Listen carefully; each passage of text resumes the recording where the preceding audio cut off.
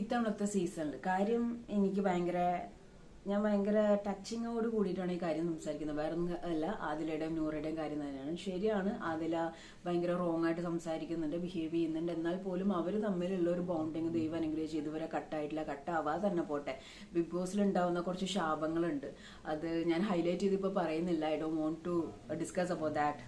Okay, അപ്പം അത് അങ്ങനെ ഒന്നും സംഭവിക്കാതെ അവർ നല്ല രീതിയിൽ തന്നെ പോട്ടെ. അവിടെ ഫാമിലി വീക്ക് എന്ന് പറഞ്ഞപ്പോൾ ഏറ്റവും കൂടുതൽ സന്തോഷിച്ചത് ആദിലയും നൂറയാണ്. ഓരോ ഫാമിലി വരുമ്പോഴും അവരുടെ ഒരു സന്തോഷം, അവരെ കൂടെ സ്പെൻഡ് ചെയ്യുന്നതും എല്ലാം ഉണ്ട്. അപ്പോൾ അവര് അക്സെപ്റ്റ് ചെയ്യുന്നുണ്ട് അവരുടെ റിയാലിറ്റി. ഞങ്ങൾ അന്വേഷിച്ച ഒരാരും വരാൻ പോണില്ല എന്നുള്ളത്. അതേപോലെ തന്നെ കഴിഞ്ഞ ദിവസം അത് അക്ബർ പറഞ്ഞത് ഭയങ്കര മോശമാണ്. ലൈക്ക് ആരും വരാനില്ല. ഇറ്റ്സ് എ തമാശയ്ക്കാണെങ്കിൽ അത് ഞാൻ പറഞ്ഞില്ലേ, തമാശ എപ്പോഴും എല്ലാവർക്കും തമാശ ആവണമെന്നില്ല.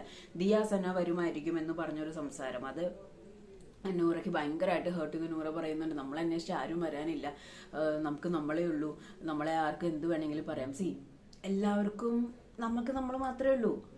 എന്ന് വെച്ചിട്ട് അവർക്ക് പാരൻസ് ഇല്ല എന്ന് വെച്ചിട്ട് അവരെന്തും പറയാമെന്നൊന്നും ചിന്തിക്കുന്നില്ല. അത് അങ്ങനെ ചിന്തിക്കുന്നതിൽ ഒരു ലോജിക്കും ഇല്ല. കാരണം ഞാൻ പറയുകയാണെങ്കിൽ അതിലേക്ക് നൂറയ്ക്ക് അതിലെ മോർ ദാൻ അതിലേക്ക് അതിലെ നൂറയ്ക്ക് നൂറാന്ന് പറഞ്ഞിട്ട് രണ്ടുപേരും പില്ലറായിട്ട് നിൽക്കുന്നുണ്ട്. സോ ഒരു ടൈം പീരീഡ് കഴിഞ്ഞാൽ നമ്മളെല്ലാവരും ഈ ലോകത്ത് ഒറ്റയ്ക്കാണ്. നമ്മുടെ പാരൻസ് നമ്മളെ വിട്ടു പോയി കഴിഞ്ഞാൽ ഒരു ടൈം പീരീഡ് കഴിഞ്ഞാൽ നമ്മളെ മാത്രമേ ഉള്ളൂ.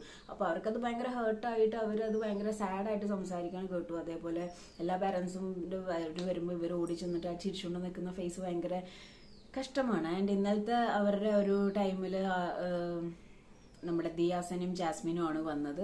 They are like totally accepted. അവരവിടെ ഇങ്ങനെ ചിരിച്ച് നിൽക്കുന്നുണ്ട്. ആ ഒരു ചെറിയൊരു നൂറെ കാണാൻ വന്നിട്ടുണ്ടെന്ന് പറഞ്ഞപ്പോൾ ഒരു ചെറിയൊരു പ്രതിഷാരായിരിക്കും എന്നുള്ള പ്രതീക്ഷ ഫേസിൽ ഞാൻ കണ്ടു.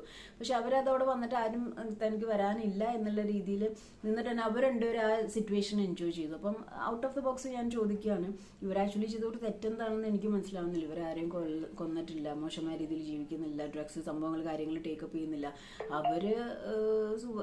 അവരുടേതായ രീതിയിൽ ലെസ്ബിയൻ കപ്പിൾസ് ആയിട്ട് ജീവിക്കുന്നത് ഇത്ര വലിയ തെറ്റാണോ? അത് അവരുടെ തെറ്റാണോ? അവർ ജനിച്ചപ്പോൾ അങ്ങനെ ആയതല്ലേ?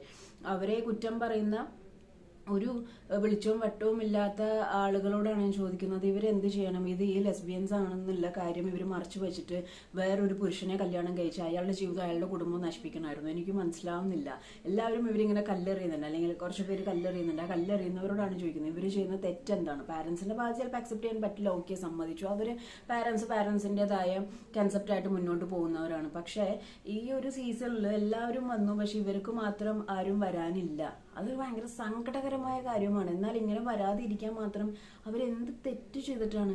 ചിന്തിക്കേണ്ടതാണ്. ആൻഡ് അവർ ഭയങ്കര ചിരിച്ചാണ് ഒരു സിറ്റുവേഷൻ ഹാൻഡിൽ ചെയ്തത്. നെഞ്ചിൽ ഒരുപാട് പെയിൻ വെച്ചിട്ട് ആരും വരാനില്ല എന്നുള്ളൊരു സത്യം മനസ്സിലാക്കി ചിരിച്ചുകൊണ്ട് അവർ ആ സിറ്റുവേഷൻ നല്ല രീതിയിൽ ഹാൻഡിൽ ചെയ്തു.